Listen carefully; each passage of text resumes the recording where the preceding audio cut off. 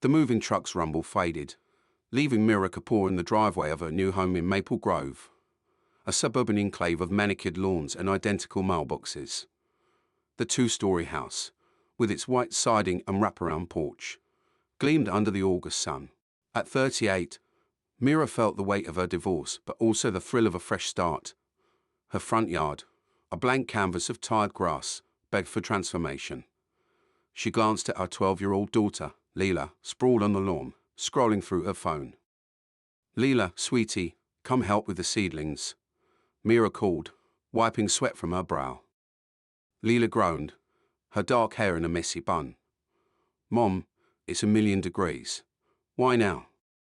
"Because these wildflowers will bring bees, butterflies, and maybe some magic," Meera said, kneeling beside a crate of native plants, black-eyed Susans, coneflowers, milkweed. "Don't you want hummingbirds?" Lila's eyes flickered with interest, though she played it cool. "Fine. But if I get stung, you owe me ice cream." They dug into the soil, Meera explaining each plant's role. Pollinators, drought resistance, soil health. Lila tossed dirt clods, half listening, but by dusk, the yard was a patchwork of hope, sprigs poking through the earth. Meera stood back, envisioning a vibrant meadow. The next morning, a crisp envelope waited in their mailbox. Meera opened it, her heart sinking. Notice of violation. Maple Grove HOA, unauthorized landscaping detected at 142 Oak Lane. Remove non-compliant vegetation within 7 days or face fines. Attached was a photo of her garden, labeled weed infestation. "Who do they think they are?" Meera muttered, crumpling the letter. Lila peeked over her shoulder. "Weeds? Mom, these are flowers. What's their deal?" Meera sighed. "HOAs love control. But this is our home. We're not ripping it out." That afternoon, a sleek SUV parked across the street. A woman in her mid-40s, blonde hair in a severe bob, stepped out, clipboard in hand. Karen Whittaker, HOA president, surveyed Meera's yard with a frown. Meera braced herself and walked outside. "Miss Kapoor," Karen's voice was sharp. "I'm Karen Whittaker, HOA president. Your yard violates Section 3.2 of our guidelines. Lawns must be uniform, grass only, no weeds." "These aren't weeds," Meera said, keeping her tone even. "They're native wildflowers, ecologically beneficial. They support pollinators." Karen's lips pursed. "They look messy. Maple Grover's standards. You have 7 days." Meera crossed her arms. "And if I don't comply?" "Fines. Then legal action." Karen handed her a copy of the rules and drove off. Lila, watching from the porch, said, "She's the worst. What now, Mom?" Meera stared at the garden, resolve hardening. "We fight back. This isn't just about flowers. It's about what home means." Meera prepared for the HOA meeting, researching native plants' benefits and printing photos of her garden's potential. Lila, inspired, started a group chat with neighborhood kids to spread the word. The meeting hall was a sterile community center, packed with residents. Karen stood at the podium, her authority unchallenged until Meera raised her hand. "Miss Kapoor, you're out of order," Karen snapped when Meera stood to speak. "I'm defending my property," Meera said, holding up photos. "These wildflowers reduce water use, support bees, and fight erosion. Uniform lawns harm the environment." Murmurs rippled through the crowd. Mr. Henderson, a retired ecologist with a grizzled beard, nodded approvingly. Tom Bradley, a loyalist to Karen, scoffed. "Rules are rules. If we let her keep weeds, everyone's yard will look like a jungle." Sophia and Raj, a young couple new to Maple Grove, spoke up. "We like Meera's idea. Our planet's struggling. Why not try something sustainable?" Karen banged her gavel. "This isn't a debate. Miss Kapoor, comply or face consequences." After the meeting, Mr. Henderson approached Meera.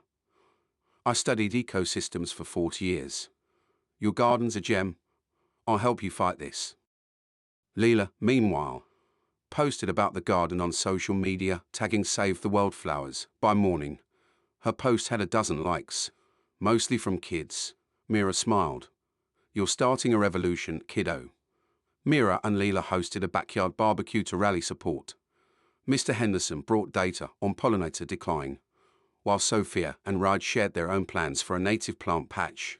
Tom Bradley, spying from his porch, reported back to Karen, who issued a $200 fine for non-compliance. Lila's group chat grew, with kids designing posters.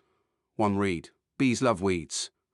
Meera met with a local lawyer, who warned that HOAs have significant legal power, but suggested a petition to amend the rules. Karen, meanwhile, faced pressure. Her husband, distant and critical, mocked her obsession with perfect lawns. Her insecurity fueled her rigidity. But a crack appeared when she saw Lila's posters at the community centre. "Kids are involved now," she muttered, conflicted. Meera's garden bloomed, vibrant with purples and yellows. Neighbours stopped to admire it, some whispering about joining her cause. Tom, however, left an anonymous note. "Tear it out or regret it." The HOA doubled Meera's fine to $400, and Karen sent a cease and desist letter. Meera, undeterred, organised a garden tour, inviting neighbours to see the wildflowers' beauty. Lila's social media campaign gained traction, with a local news outlet requesting an interview. During the tour, Mr. Henderson explained how native plants save water compared to grass. Sophia shared how her allergies improved since the pollinators arrived. Even Tom's wife, hesitant, admitted the garden was kind of pretty. Karen crashed the tour, furious.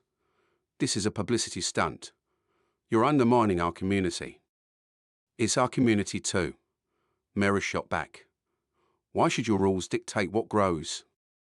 The news story aired, framing Meera as a local hero. Karen, humiliated, vowed to escalate. That night, someone trampled part of the garden. Lila, devastated, cried, "Why do they hate flowers?" Meera hugged her. "They're scared of change, but will replant, stronger." Lila's Save the Wildflowers hashtag went viral, with thousands of likes and shares. Teens across Maple Grove joined her, organising a pollinator parade with bee costumes and signs. Meera, proud but worried, warned Lila about safety after the vandalism. Karen's personal life unravelled. Her husband left for a business trip, and neighbours whispered about her iron grip on the HOA. At a coffee shop, she overheard teens praising Meera's garden, stirring doubts. She confided in Tom, who urged her to crush the rebellion. The parade drew hundreds, including reporters. Lila spoke. "These flowers aren't weeds. They're life for bees and butterflies. Why can't we choose what grows?" The crowd cheered, and Meera felt hope. Karen, watching from afar, clutched her clipboard, torn between duty and the realization her rules might be outdated. The town hall meeting was packed, with media present. Meera presented a petition with 300 signatures to amend HOA rules for eco-friendly gardens. Mr. Henderson shared scientific evidence, and Sophia unveiled a neighborhood survey showing 60% supported Meera. Karen countered, citing property values and tradition. But when Lila took the mic, saying, "This is our future, don't take it away," even Tom hesitated. A resident proposed a vote of no confidence in Karen's leadership, shocking her. In a heated moment, Karen admitted, "I wanted order because my life's falling apart." The room softened. Meera offered a compromise: allow native gardens with clear guidelines.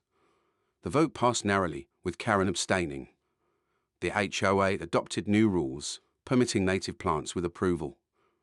Meera's garden thrived, inspiring others. Karen stepped down as president but joined a community gardening committee, finding peace in planting milkweed. Lila's activism earned her a school award, and she started a blog on youth environmentalism.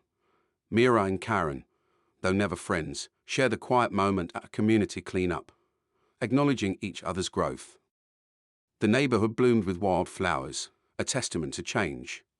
Meera, watching Lila teach kids about pollinators, thought, "This is home."